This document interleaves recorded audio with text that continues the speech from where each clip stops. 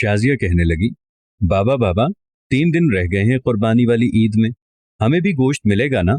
बाबा ने कहा, हाँ हाँ क्यों नहीं, बिल्कुल मिलेगा।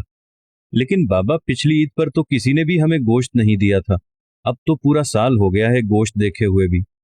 नहीं शाजिया, अल्लाह ने हमें भूखा तो नहीं रखा। मेरी प्यारी बेटी, हर हाल में अल्लाह का शुक्र अदा करना चाहिए।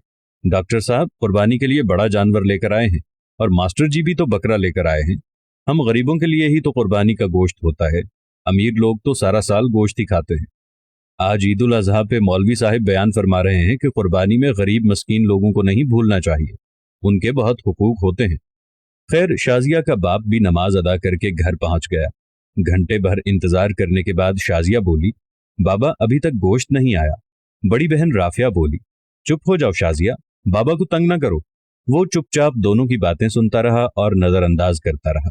काफी देर के बाद भी जब कहीं से गोश्त नहीं आया तो शाजिया की माँ बोली, सुनिए, मैंने तो प्याज टमाटर भी काट दिए हैं, लेकिन कहीं से भी गोश्त नहीं आया। कहीं भूल तो नहीं गए हमारी तरफ गोश्त भिजवाना? आप जरा खुद जाकर मांग लाएं। शाजिया की माँ, तुम्हें पता तो है आज तक हमने कभी किसी से मांगा नहीं, अल्लाह कोई ना कोई सबब पैदा कर देगा।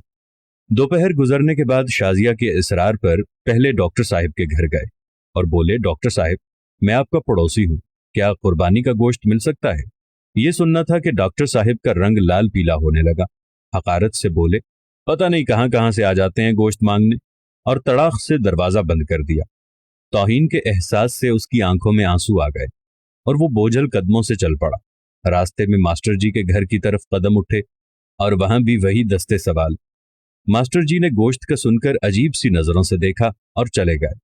थोड़ी देर बाद बाहर आए तो शॉपर देकर जल्दी से अंदर चले गए, जैसे उसने गोश्त मांगकर गुनाह कर दिया हो।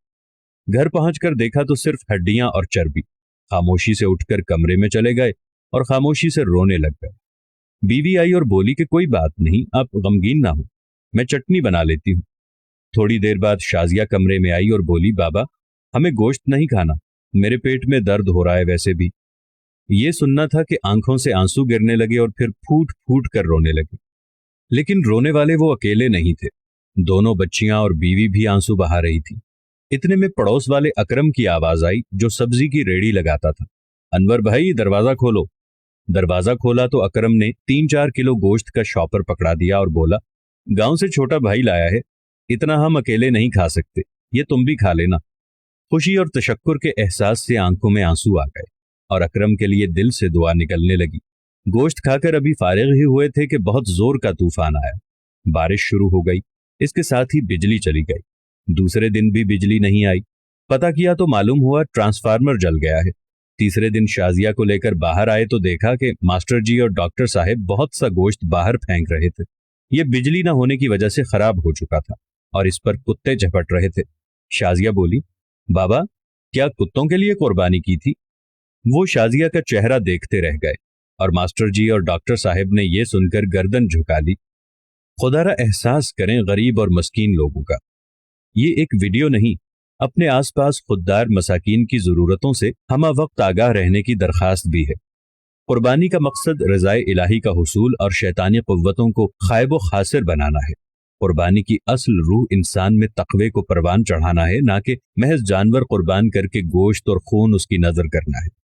क्योंकि अल्लाह ताला को भी ज़बीह जानवर का गोश्त और खून नहीं बल्कि दिलों का तकवा और इखलास पहुंचता है, जैसा कि कुरान हकीम में इरशाद होता है, लन यनालल्लाह लुहूमुहा वला दिमाउहा वलाकिन यनालुहु तक़वा मिनकुम। हरगिज ना तो अल्लाह को उन कुर्बानियों का गोश्त पहुंचता है और ना उनका खून, मगर उसे तुम्हारी तरफ से तकवा पहुंचता है।